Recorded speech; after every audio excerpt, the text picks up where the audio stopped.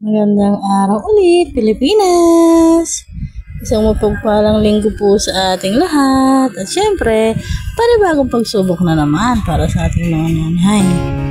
At ito nga po mga kaanak yung itsura ng daan namin. Katutuyo lang. Kaya ayan, ang gabi na nandito tayo sa daan at naghihintay tayo ng magpapasok tayo ng secret. Kasi yan nga, ayan, nagtitinda tayo ng banana Q kinabukasan mga kaanak eh. Ay, makikilibre tayo ng almusal kaysa bumili pa nga naman ako ng almusal. Medyo natataka pa tayo sa banana Q tsaka nakadaan tayo ng saging nung bumili tayo materialis. Kaya yan, bumili ako, nagsabay lang ako ng konting paninda para syempre balik gastos, balik pambili. Tsaka yan, nakamura nga ako ng saging doon kasi sa balengke, pinakita ko pinagkakaguluhan. Kaya yan, dumaan muna ako at tinignan ko ano pinagkakaguluhan, saging pala. Napakamura nga na saging na saba ngayon mga kaanak eh. Ano ba, siguro panahon. Minsan makakita ko isang truck, may nagtitinda doon lagi sa isang truck, saging na saba. Yan nga, patulong nga ako kila Nicole kasi nga maaga tayo magdi-deliver eh. Pang almusal kasi ito mga kaanak eh, kaya sabi ko tulungan ako, sila na yung manood, ako magtatrabaho. Manonood lang sila tapos ako magtatrabaho. Kaya nagpatulong lang ako para may kachismisan lang ako. Ginugulo nga ako ni Sidro dyan tsaka ni Kakulitang Sayeb. May pasilip-silip pa sa camera. Alang hilig talaga sa camera si Sayeb eh. Gusto na lagi siyang kasama eh. Kaya ayan, konti lang naman yung pina-order ko para nga lang may pambalik kami ng gastos. Nakalibre na kami ng almusal. Tapos yan, may merienda pa nga kami niyan. May natira pa nga ako ng ilang piraso saging diyan, pamparito naman. Para pagka may paso kasi inaalmusal nila yun pagka minsan namamalengke ko, lagi ako bumibili ng saging na saba. Tapos minsan naman kamote. Kasi nga piniprito ko sa umaga yung pang almusal nga ng mga bata bago pumasok. Tapos yan, niluluto ko na. Ganyan ako magluto ng saging na banana Q, mga kaanak eh. Siyempre, pipirito ko muna yan. Kasi pag mapula na yung saging eh, baka mamaya meron hindi marunong magluto dyan, siyempre. Dahil kung marunong ka magluto ng banana Q, good for you. Kasi yan, pinipirito ko nga yung saging dyan. Tapos yan, pinapupula muna nga natin. Tapos yan, pag mapula na yan, binubudbud ko nga dyan yung asukal na pula. O kaya yung asukal na wash. Tapos yun, halo-haloin mo lang yun, tapos papakapitin mo nga yung asukal para yung asukal niya, yung buo-buo ba. Kasi may isang pagluluto niya yung banana Q eh. Yung hahanguin mo yung saging lahat niya, mapula na yung saging, hahanguin mo. Tapos, tsaka mo lang lalagay yung yung tutunawin mo yung asukal. Pag naman yung parang ang labas ng asukal niya, parang candy. Ito, maganda yung yung parang buo-buo pa yung asukal. Pag yung ganito yung pagluluto ng Nagtitinda rin ako ng dati, mga kaanak, yung mga yan, wala na kayo, kamote Q, basta merienda. Tapos yung mabilis sa akin dati, yung togi. Nung kasi may nakakapag-deliver ako kasi nga, malalaki na yung mga anak ko noong wala pa akong bossing noon. Kaya nakakapag-deliver tayo, wala tayo ngayon meron tayong alagang maliit. Hindi tayo medyo masyadong nakakakilos. Pasulpot-sulpot na paninda lang pagka merong taga-alaga. Natapat naman Sabado na rin nung nagtinda ako, kaya yan. Meron tayo tagabantay ng mga anak, mga kuya niya. Kasi yung si Nicole nga, siya rin ang nagbabantay dyan. Tapos yung lang naman yan nung deliver ko, mga parang 3 tao lang yung diniliberan ko. Tapos sinabay ko lang yung pagdi-deliver ng polo. May order kasi sa atin ng polo kaya sinabay ko na kailangan talaga pagka magdi-deliver ako, kailangan dala ko ng lahat. Kasi nga hindi tayo ganong nakakalabas-labas ngayon ng deliver. May maliit nga akong may baby nga tayo, kaya kailangan pag lumabas ako isang na lang, kaya chinachat ko muna yung may mga order kung mga nasa bahay ba para hindi masayang ang lakad ko. Hindi ko nga alam kung nakasanayan ko ba yung gano'n na kailangan pagka kumilos ako yung 1 kilo sana lang. Parang katipunan mga kaanak, 1 kilo sana. Kasi pagka kunyari gagawa ko ng isang bagay, kailangan yung araw na yun lahat mayari ko. Para syempre tipid na sa oras. Tapos kailangan mai-dispose ko lahat ng paninda. Tapos rin papatulong ako. Lang ako nabiling stick eh. Kasi nga wala naman talaga sa kung magtitinda uli ako eh. Kaya syempre kulang-kulang ang gamit natin. Pagka gawa na yun dito sa may likod, minsan lang naman mapasok sa isip ko yung kung ano gusto kong itinda eh. Kaya hindi ako ready dito mga kaanak. Kaya wala ko nabiling stick. Kaya bumili na lang ako ng styrofoam dyan. Tapos nilagay ko na nga lang diyan. Kaya hindi siya mukhang banana Q mga kaanak. Sanay tayo kasi sa banana Q na naka-stick syempre.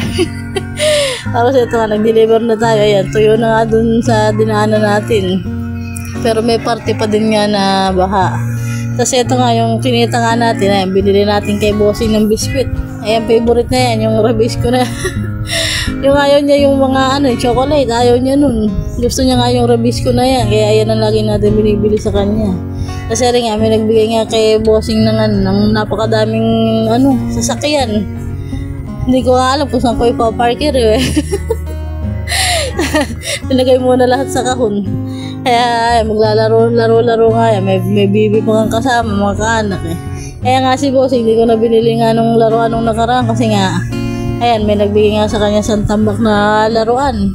Kaya naman niya yung napakaraming ganyan. Kalat lang din naman sa yung kay Nicole nga yung pinagbibigay kay Nicole. Nakalakihan niya na ayaw niya na laruin. Kaya ayun, na lang, tinabi ko na natin. Nilagay na natin sa basura. Para nga yung makakapulot ng mga nagbabasura, makinabang din yung mga bata. Kasi rin nga, tuwan-tuwa nga dyan si Cedro sa laruan niya kasi mga bago nga yun sa paningin niya. Hindi na nga pinapansin yung binili natin tinapay. Pero kung yan, papabuksan na yung isa niyan. Mga favorite niya nga yung mga yung truck. Meron siya mga sasakyan Yung nakaraan may sasakyan siya, di ko na makita. Ay inagaw pala ni Renz. Yung pamangking ko sa pinsan, inagaw nga. Kasi rin nga kinabukasan nakita nga natin yung mga barangay worker tsaka yung mga konsihal na naglilinis nga sila ng kalsada. Para matanggal nga yung mga puti kasi madulas talaga yung daan. Napakalumot. Ilan na yung nadudulas din sa kalsada kaya naglinis na nga sila. Buti nga may masisipag rin mga tauhan ng barangay Nerit yung sumusunod sa may malasakit din sa sa mga kababaryo nila. Kaya buong Francis mga kaanak inisis nila yan Tapos buti nga ala ng tubig. Siyempre, kung may tubig pa, hindi naman nila isisin yan. Tapos nga, sumakay na nga tayo ng tricycle. Palis nga kami noon, lumabas kami. Tuwan-tuwa nga si Nicole at lahat ng estudyante dito sa Francis na elementary nagkaroon ng biyaya galing sa World Vision. Bibigyan sila ng school kit, tsaka ng bota. Maganda nga ang binigay nito mga kaanak Napakaraming school supply, tapos may kasama ng bota tsaka payong.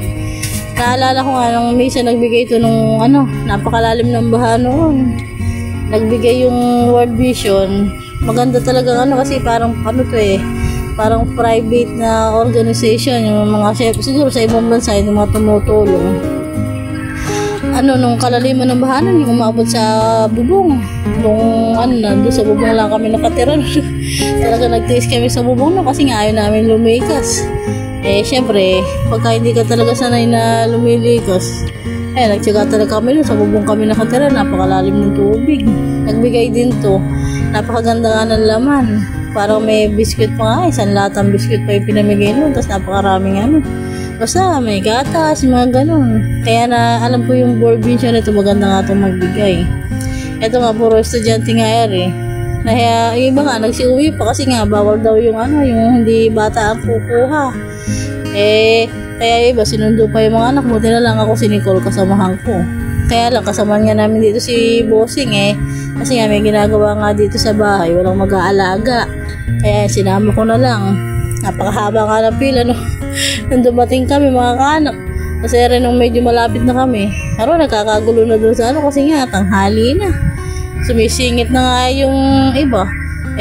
Isis ko, kama Martes nga namin, nasingitan pa kami nung nahuhuli yun sa amin. Nakita ko, nauna na pala. Mariosa pa, yung mga marites kasi yung mga nandun sa kung ano-ano mga kinikwento. Kasi rin nga ito yung mga pinamibigay nila. Bali, meron pala binibigay sa mga matatanda. Itong nakakahon na puti. Tapos yung mga sa mga bata, ayun yung naka-orange nga, mga school supply yun, tsaka nga bota. Eri naman laman nung nakabox na rin, mga hygiene kit. May mga kasama pang brief panty, tapos meron pang sabon. Tapos yan nga yung nagbigay, yung World Vision na yan. Yung nakabox na yun, maganda laman eh. Para din sa mga matatanda, kaya lang di tayo kasamahan dun. Tapos rin nga yung laman nung binigay ng World Vision. Kasi pinuntahan ko nga sila Nicole dito sa loob kasi nga puro bata lang yung kailangan nasa loob, tapos yung nanay maghihintay lang doon sa labas. Kasi nga si Chris galit na galit, bakit daw hindi ko hinintay yung mga bata dito sa kasi may usapan kami, siya sa loob, ako sa labas. Naiinip ako eh. Kasi rin nga nakauwi na nga kami, tuwa-tuwa na kayo mga bagets. Syempre, si Nicole excited, kaya yan, bubuksan niya lahat yan, mga anak. Sobrang excited nga yan, yung Crayola, bali-bali na. Ubi siya, talagang buenas. Kasi, ginugulo nga siya ni Isidro dyan. Ako, gutom na nga yung bata na rin kasi nga kasamahan namin. At yun lang muna, mga kaanak. Bye-bye!